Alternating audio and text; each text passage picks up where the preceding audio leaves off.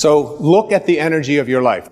The energy of the foods that we eat, the shows that we watch, the places that you accumulate, the friends that you have, the people that find fault with what you're doing.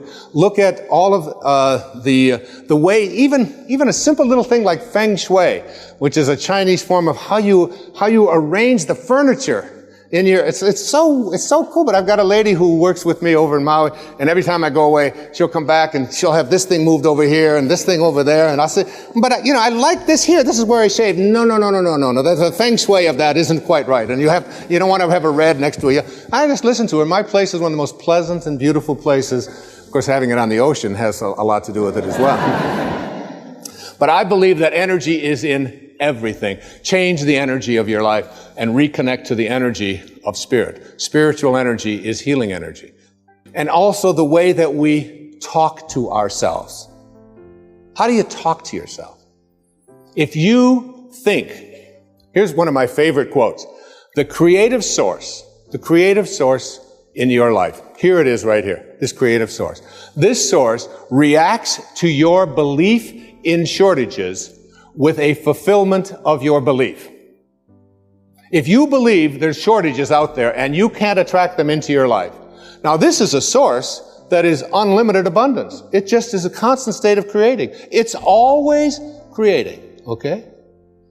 So it doesn't know anything about shortages. If you come to this source with a belief that there are shortages in terms of your life, it will fulfill your belief. If you believe that you can't be healed, that it's just impossible for you to be healed, if you believe you can't be happy, if you believe that you have to be miserable, if you believe that you can't attract the right person, if you've got something that you want to fund, some project that you want to fund, and you can't get it funded, and you come to this source with a belief in shortages, it will fulfill your belief. It only knows how to be. Remember what I said earlier. You are at one with this, and you are also at one with all of its principles. And you have to contemplate yourself as connected to, in harmony with, in rapport with this. It's like what I'm asking you to do in this program. I'm asking you to see yourself at every moment of your life when you're having a thought, when things aren't working, when you're not feeling well, when the right people aren't there.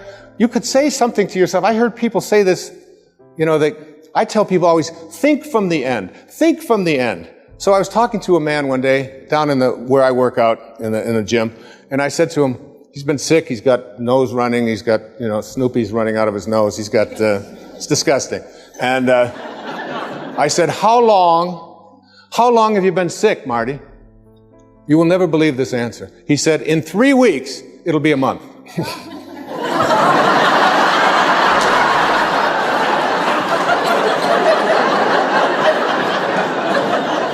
What kind of thinking is that?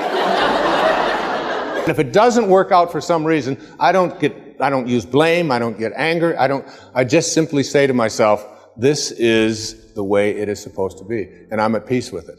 I choose to be at peace because this is peace. You want to watch the resistance. What kind of self-talk do we have? If you think about what is missing in your life, and you talk to other people about what is missing in your life, and you share a lot with what's missing in your life. I'm missing the right person. My soulmate has never showed up, I'm missing the money. I don't have them. And you talk about all the things that are missing in your life. Here's your connection to source. Remember, you're always connected. The question is, are you ready to stop living at ordinary levels of consciousness? Are you willing to live at a spiritual level of consciousness in which you are in rapport with that which provides everything? So if you're thinking about what's missing and you go to this universal source asking to have fixed what is missing in your life, you'll have your belief in what's missing continue to be refocused for you. In the Old Testament it says, as a man thinketh, so is he. If you think about what is missing, don't be surprised if you keep attracting what's missing into your life. If you think about what always has been, then don't be surprised if what always has been is what keeps showing up in your life. Because thoughts are energy. And the thought of it's always been this way and there's nothing I can do, resistance. What emotion am I feeling? Frustration. I want to change that. What is my guidance system? I'm going to see how in harmony am I with this energy of source, with the energy of intention. How in harmony with it am I? The source of all doesn't know anything about things being missing. There's nothing missing in this universal source. And you emanated from that. You are a piece of that. If you're always thinking about what they want for you, and there's no shortage of them, they're called relatives. I'm going to write a book someday that's going to be called Your Friends Are God's Way of Apologizing for Your Relatives.